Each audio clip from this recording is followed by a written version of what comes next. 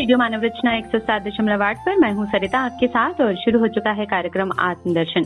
श्रोताओं, जैसा कि आप सब जानते हैं, इस कार्यक्रम में हम बात करते हैं बहुत सारे ऐसे प्रसंगों की, कथाओं की, जिनमें अध्यात्म का ज्ञान मिलता है, आत्मा का ज्ञान मिलता है। और इस कार्यक्रम में हमेशा की तरह अपना ज्ञान हमारे साथ बांटने के लिए स्टूडियो में मौजूद हैं रागलेखा दासी जी, चरणाश्रित योगाचार्य श्रीमद भक्ति वेदांत नारायण गोस्वामी जी की शिष्या। रागलेखा दासी जी, आपका स्वागत है हमारे स्टूडियो में। हरे कृष्णा जी। तो श्रोताओं, आजकल हम इस कार्यक्रम में बात कर रहे हैं श्री रामचरितमानस की, जिसे लिखा है तुलसीदास जी ने। अवधी भाषा में इसे लिखा गया है। और पिछले एपिसोड में हमने रागलेखा दासी जी से जाना कि राम अवतार के बहुत सारे कारण से भगवान श्री राम का जन्म हुआ, उसके बहुत सारे जो कारण बताए गए हैं वो बहुत सारी कथाओं और प्रसंगों के माध्यम से रागलेखा दासी जी ने हमें बताए। और आज हम आगे बढ़ेंगे। इसका पहला अध्याय बालकांड के अंतर्गत हम आगे जानते हैं रागलेखा दासी जी से। जी। तो अभी श्री रामचंद्र जी का चरित्र आरंभ कर रहे हैं। तो बोल रहे हैं कि अवधपुरी में रघुकुल शिरोमणि दशरथ नाम के राजा हुए, जिनका नाम वेदों में विख्यात है। उनकी कौशल्य आदि प्रिय रानियां थी, जो सत्पवित्र आचरण करने वाली थी। वो सबसे बड़ी थी। एक बार राजा के मन में बड़ी ग्लानि हुई कि मेरे पुत्र नहीं है। राजा तुरंत ही गुरु के घर में गए और चरणों में प्रणाम करके बहुत विनय की। राजा ने अपना सारा दुख सुख गुरु को सुनाया। गुरु वशिष्ठ जी ने उन्हें बहुत प्रकार से समझाया और कहा, धीरज धरो, तुम्हारे 4 पुत्र होंगे जो तीनों लोकों में प्रसिद्ध और भक्तों के भय को हरने वाले होंगे। वशिष्ठ जी ने सिंगी ऋषि को बुलवाया और उनसे शुभ पुत्रेष्टि यज्ञ कराया। उन्हीं ने भक्ति सहित आहुतियां देने पर अग्निदेव हाथ में चरु खीर लेकर प्रकट हुए। दशरथ जी से बोले, वशिष्ठ जी ने हृदय में जो कुछ विचारा था, तुम्हारा वह सब काम सिद्ध हो गया। हे राजन, तुम जाकर इस हविष्यान में कुछ ऐसा उचित समझो, ऐसा भाव करके बांट दो। मतलब वो जो खीर लेकर प्रकट हुए अग्निदेव, तो उसको राजा को बोला कि तुम बांट दो अपनी सब रानियों में। राजा ने खीर का आधा भाग कौशल्या जी को दिया और शेष आधे के 2 भाग किए। उनमें से एक भाग राजा ने केकई को दिया और शेष जो बच रहा उसके फिर 2 भाग हुए और राजा ने उसे कौशल्या और केकई के हाथ पर रखकर सुमित्रा को दिया। जी। इस प्रकार सब रानियां गर्भवती हुई, हृदय में बहुत हर्षित हुई। और फिर कुछ समय सुखपूर्वक बीता और वह अवसर आ गया जिसमें प्रभु को प्रकट होना था। तो लग्न, ग्रह, वार, तिथि सब अनुकूल हो गए। जड़ और चेतन सभी हर्ष से भर गए। और श्री राम जी का जन्म सुख का मूल है। पवित्र चैत्र का महीना था, 9वीं तिथि थी। शुक्ल पक्ष भगवान का प्रिय अभिजीत मुहूर्त था। दोपहर का समय था। न बहुत सर्दी थी, न धूप थी। और पवित्र समय सब लोगों को शांति देने वाला होता है। जब ब्रह्मा जी ने वह अवसर जाना, तब सारे देवता विमान सजा कर चले। निर्मल आकाश देवताओं के समूह से भर गया और गंधर्वों के दल गुणों का गान करने लगे और सुंदर अंजलियों में सजा कर पुष्प बरसाने लगे। आकाश में धमाधम नगाड़े बजने लगे। नाग मुनि देवता स्तुति करने लगे और बहुत प्रकार से अपनी उपहार भेंट करने लगे।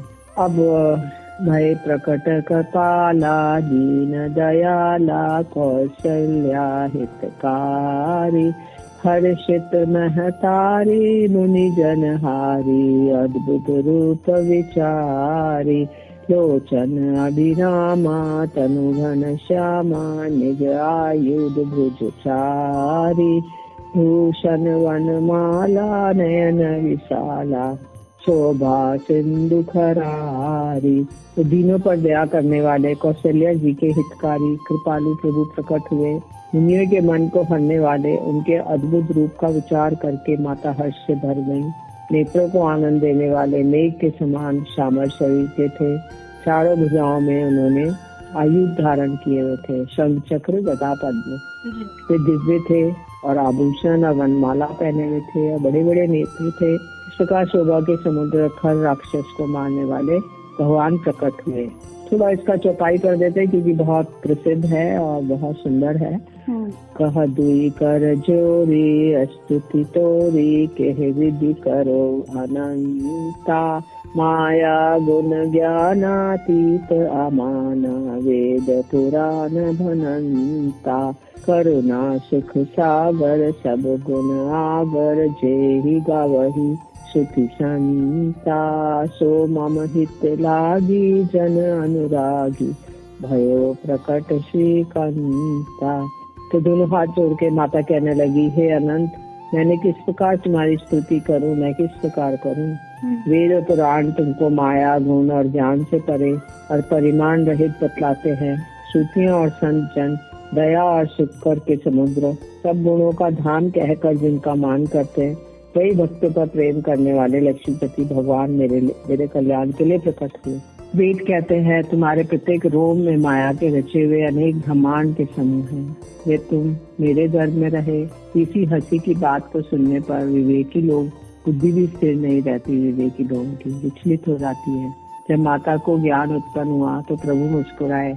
वे बहुत प्रकार के चरित्र करना चाहते हैं, अतः उन्होंने पूर्व जन्म की सुंदर कथा कह के माता को समझाया, जिससे उन्हें पुत्र का वात्सल्य प्रेम प्राप्त हो, भगवान के प्रति पुत्र भाव हो जाए।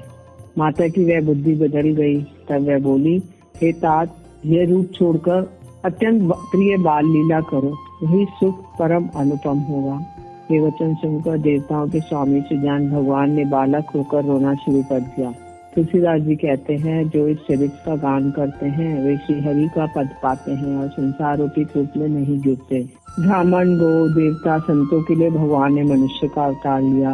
वे ही माया और उसके गुण सत रज तम इंद्रियों से परे हैं। उनका दिव्य शरीर अपनी इच्छा से ही बना है, किसी कर्म बंधन के परवश होके नहीं। बच्चों के रोने की बहुत ही प्यारी ध्वनि सुनकर सब रानियां उतावली होकर दौड़ी चली आई।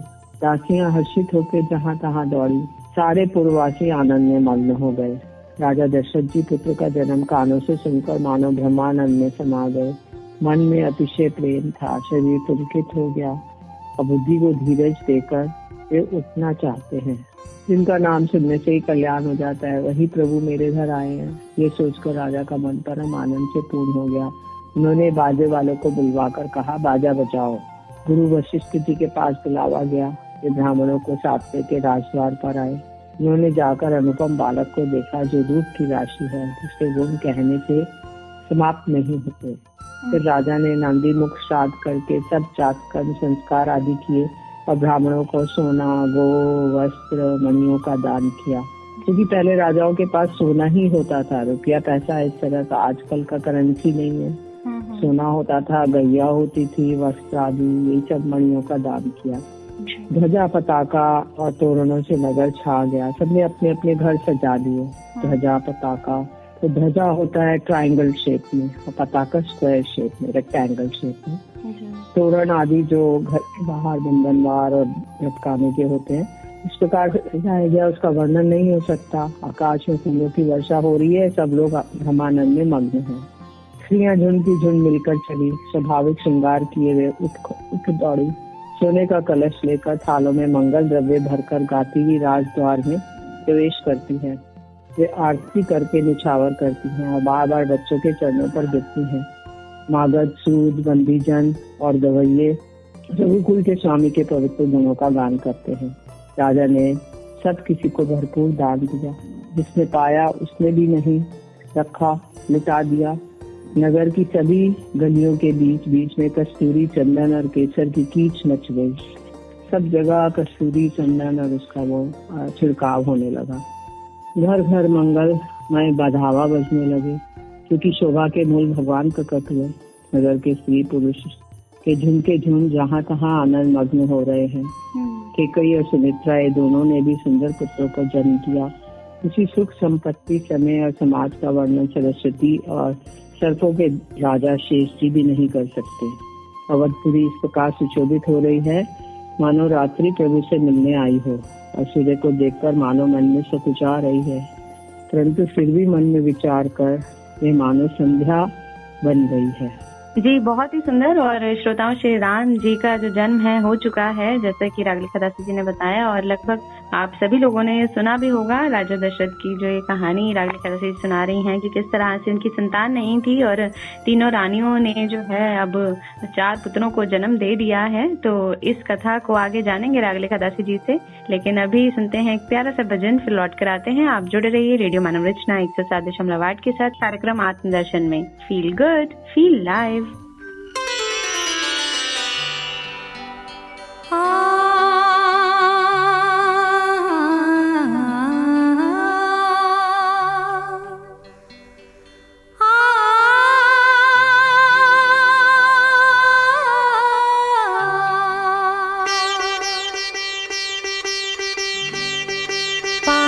जी मैंने राम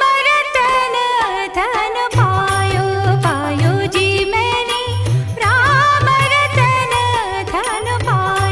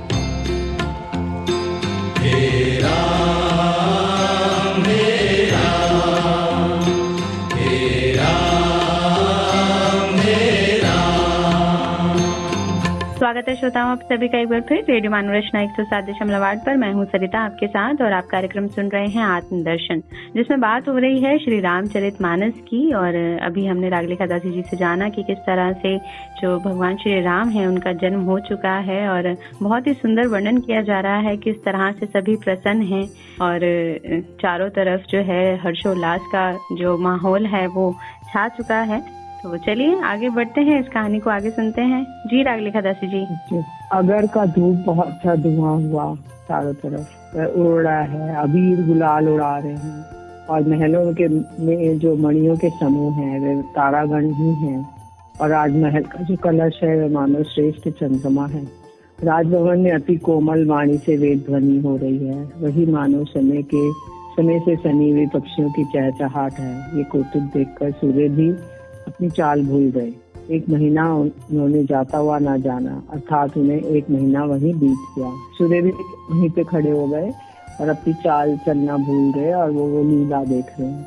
महीने भर का दिन हो गया, इस रहस्य को कोई नहीं जानता। सूर्य अपने रथ सहित वहीं रुक गए और फिर रात किस तरह होती ये रहस्य किसी ने नहीं जाना। सूर्य देव रामचंद्र जी का गुणगान करते हुए चले। इस महोत्सव को देखकर देवता मुनि नाग अपने भाग्य की सराहना करते हुए अपने अपने घर चले। ये पार्वती, शिव जी पार्वती जी को सुना रहे हैं सारा कथा।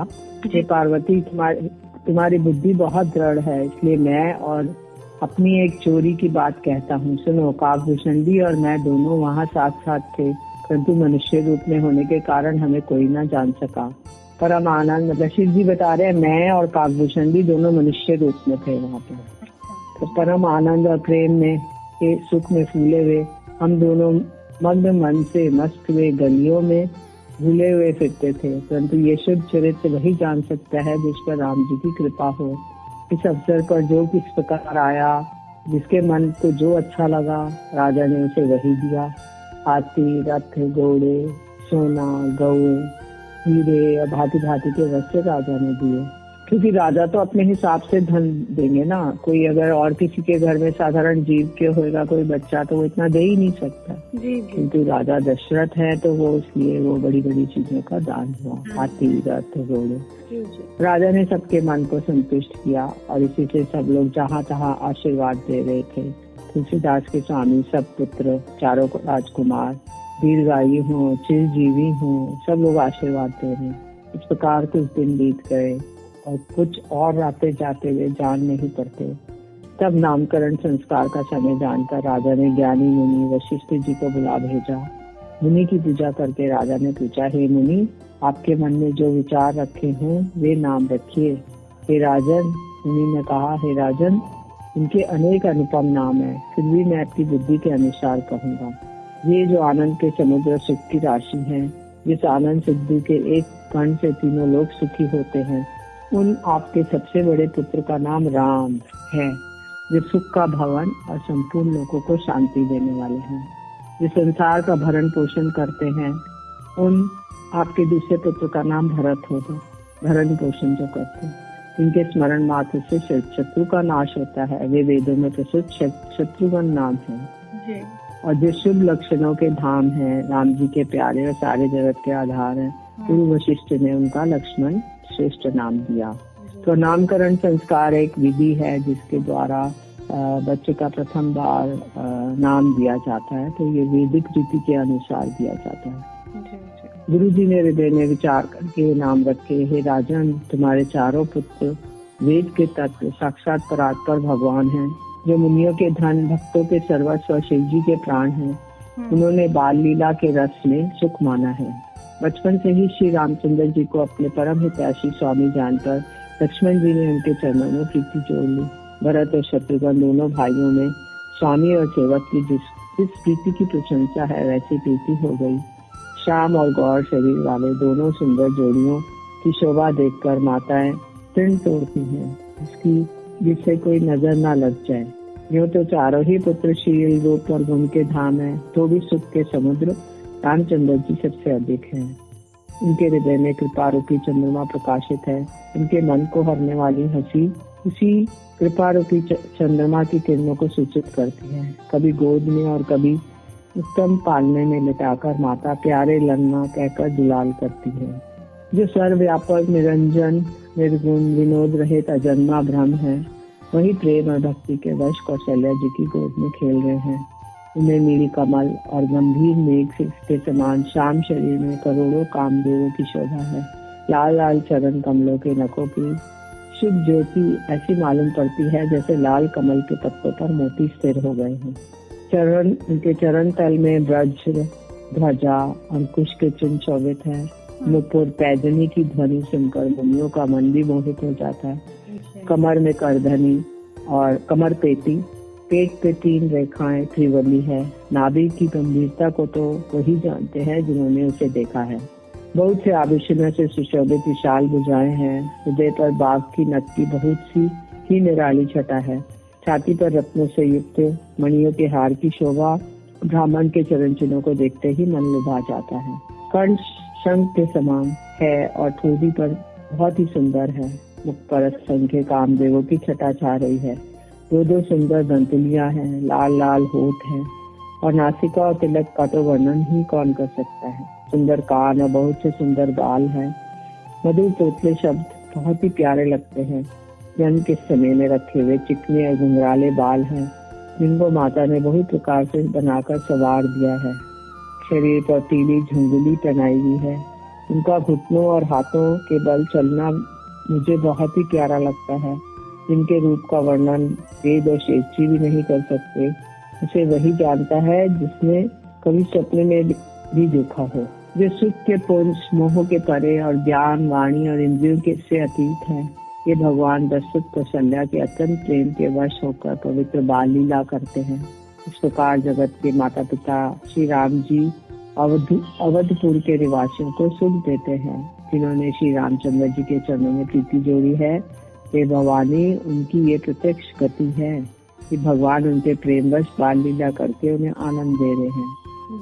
रघुनाथ जी से विमुख रहकर मनुष्य चाहे करोड़ों उपाय करे, परंतु उसका संसार बंधन कौन छुड़ा सकता है। जिसने सब चराचर जीवों को वश में कर लिया है, वे माया भी प्रभु से भय खाती है। जी जी, बहुत ही सुंदर। और श्रोताओं, जिस तरह से जाना रागलिखा दासी जी से कि राम, लक्ष्मण, भरत, शत्रुघ्न 4 भाइयों का जन्म जो है हो चुका है।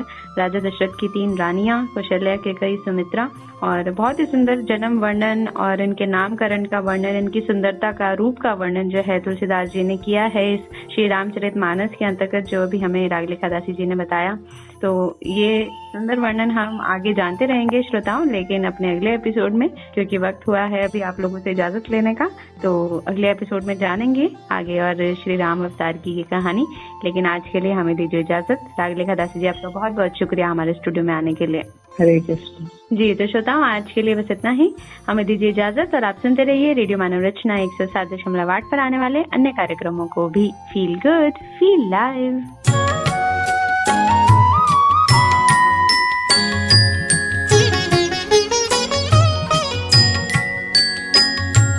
ठुमक चलत